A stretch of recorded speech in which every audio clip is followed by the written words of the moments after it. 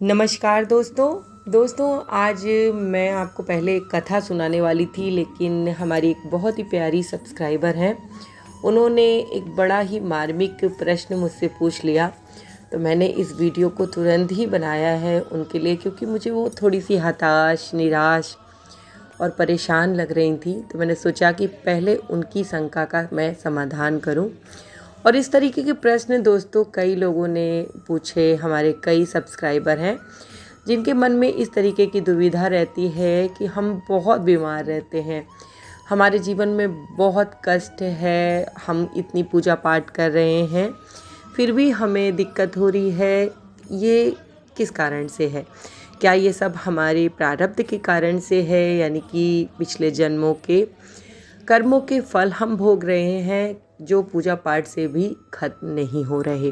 मैं आपको बताना चाहती हूँ कि मनुष्य का जीवन एक कठपुतली के समान होता है।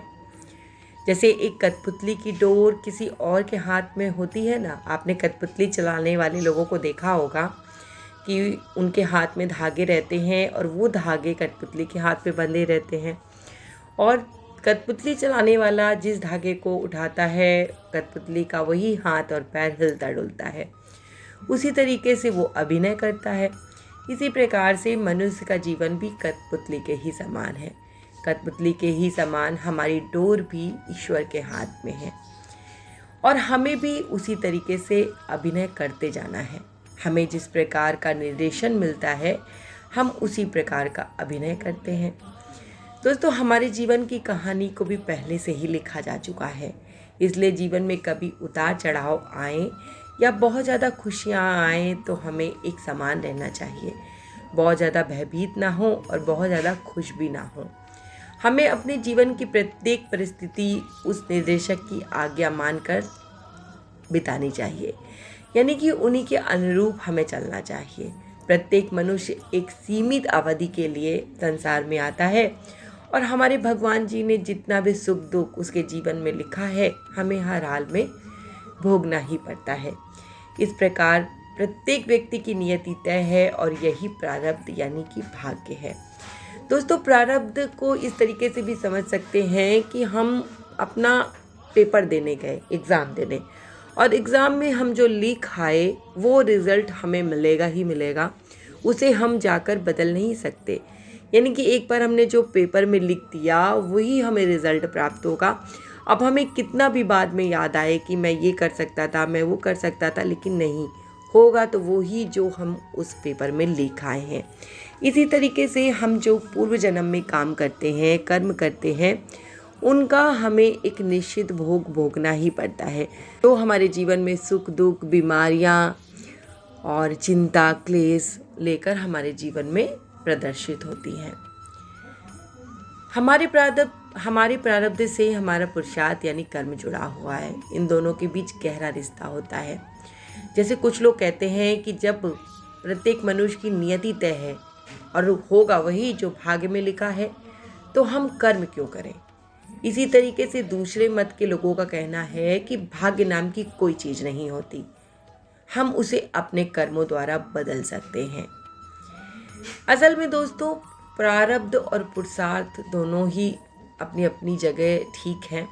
प्रारब्ध के बगैर पुरुषार्थ अधूरा है, और पुरुषार्थ के बगैर प्रारब्ध। मैं आपको एक छोटी सी कहानी सुनाऊंगी। पहले एक छोटी सी कहानी सुनाऊंगी, उसके बाद मैं प्रारब्ध से जुड़ी हुई कुछ एक ऐसे बातें बताऊंगी जिन्हें आप करके अपने प्रारब्ध को कुछ हद तक कम कर सकते हैं, लेकिन उसे पूरी तरीके से आप टाल नहीं सकते।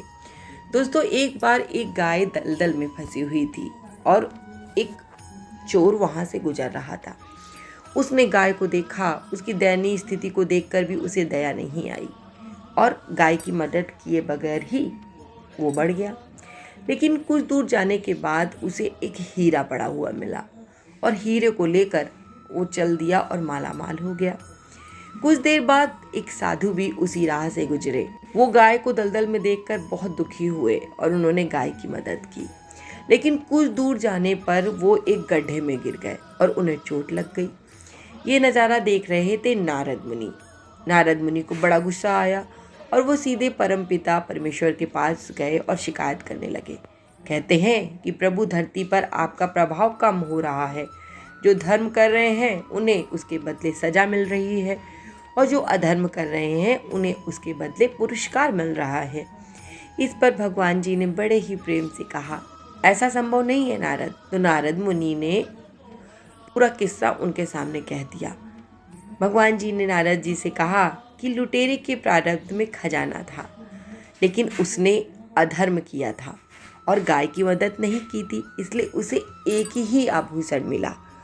और संत के प्रारब्ध में आज उनकी मृत्यु होना तय थी, लेकिन वो भगवत भजन करते थे और उन्होंने गाय की मदद की, जिस कारण से वो गड्ढे में गिर गए। उन्हें हल्की फुल्की चोटें आईं, लेकिन मृत्यु का जो प्रारब्ध था वो टल गया। असल में मनुष्य के पूर्व जन्म के किए कर्मों का फल ही प्रारब्ध है, जो उसे भोगना ही पड़ता है। दोस्तों, प्रारब्ध 3 प्रकार के होते हैं। एक होता है मंद, एक होता है तीव्र और एक होता है तीव्रतम। ऐसा स्वयं भगवान कहते हैं।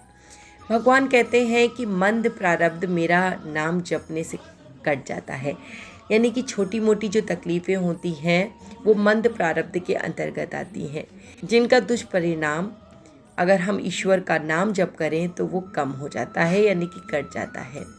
तीव्र प्रारब्ध किसी सच्चे संत का संग करके श्रद्धा और विश्वास से मेरी भक्ति करने पर कट जाता है, लेकिन तीव्रतम प्रारब्ध भुगतने ही पड़ते हैं।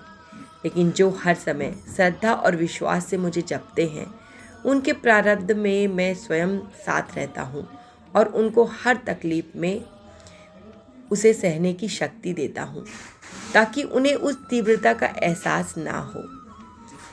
यानी कि भगवान का अगर हम जाप करते हैं, उनकी पूजा पाठ करते हैं, उनकी शरण में रहते हैं, तो दोस्तों हमारे जो भी प्रारब्ध होते हैं भगवान की मदद से कटते चले जाते हैं। देखिए, हमें प्रारब्ध का फल तो भोगना ही होता है, इसमें कोई दो राय नहीं है कि हम उसको नहीं भोगेंगे। आपने बहुत सारे संतों को देखा होगा जो इतने बड़े ज्ञानी, इतने भगवान के प्रेमी होने के बावजूद कितने कष्ट सहकर इस दुनिया से गए। आपने संत रामकृष्ण परमहंस की विषय में सुना ही होगा, जिनसे काली माता स्वयं बातें करती थी। मतलब उनके पास इतनी ताकत थी कि वो चाहते तो काली माता के माध्यम से अपने प्रारब्ध को कम करा सकते थे, लेकिन उन्होंने ऐसा नहीं किया और अपने सारे कष्टों को भोग कर अपने जीवन लीला को समाप्त किया। इन कष्टों को दोबारा भोगने के लिए धरती पर ना आना पड़े। प्रारब्ध के विषय में गोस्वामी तुलसीदास जी ने बहुत ही सुंदर एक बात कही है। प्रारब्ध पहले रचा, पीछे रचा शरीर, तुलसी चिंता क्या करे, भजले श्री रघुवीर। यानी कि अगर आप भगवान का जाप करते हैं, भगवान को याद करते हैं, अच्छे कर्म करते हैं, ईश्वर भक्ति में लीन रहते हैं और अपने हर किए जाने वाले कर्मों का सही गलत का हिसाब आपके पास है, तो यकीन मानिए कि आपके जीवन में घटने वाले समस्त तकलीफ़ें, समस्त दुख कट जाएंगे धीरे धीरे और आपको उन तकलीफ़ों का भान नहीं होगा। आपको उन तकलीफ़ों से स्वयं वो परमपिता परमेश्वर उबार लेंगे। मैं बताऊं आपको कि मैं भी बहुत बीमार रहती हूँ। मेरे शरीर में कोई ना कोई तकलीफ़ लगी रहती है। ऐसा कोई दिन नहीं जाता कि जो मुझे दवा ना खानी पड़ती हो, लेकिन फिर भी मैं ईश्वर से कोई शिकायत करना मुझे अच्छा नहीं लगता, क्योंकि मैं भगवान से कहूँ कि मैं आपकी इतनी ज़्यादा पूजा पाठ करती हूँ तो मुझे इतना कष्ट मिलता है, तो मुझे वो कष्ट मिलना क्या बंद हो जाएगा? या बंद हो जाएगा तो मुझे अगले जन्म में फिर आना पड़ेगा। तो दोस्तों, मैं अपनी उन प्यारी सी सब्सक्राइबर को ये कहना चाहती हूँ कि आप पूरी श्रद्धा और विश्वास के साथ भगवान की भक्ति में लगी रहिए और उनसे प्रार्थना कीजिए कि भगवान मेरी इन सारी समस्याओं को दूर करके मुझे अपनी शरण में लीजिए। और अगर मेरे सच में कर्म ऐसे हैं, मेरे प्रारब्ध ऐसे हैं, आप इन्हें दूर नहीं कर सकते, मुझे ये झेलने ही हैं, तो कृपया करके आप मेरे साथ रहिए। आप मुझे उन कष्टों को सहने की ताकत दीजिए। मेरे उन कष्टों को सहने में आप मेरे सहयोगी बनिए। यकीन मानिए दोस्तों, इस तरीके से की गई प्रार्थना और पूजा पाठ आपको ईश्वर के और समीप ले जाते हैं और ईश्वर आपको उन प्रारब्ध से लड़ने की वो ताकत देते हैं जिनके विषय में आपने कभी सोचा भी नहीं होगा। और इस तरीके से एक बार प्रार्थना करके देखिए और जो ऐसे ही वीडियो देखने के लिए हमारे साथ जुड़े रहिए। धन्यवाद दोस्तों।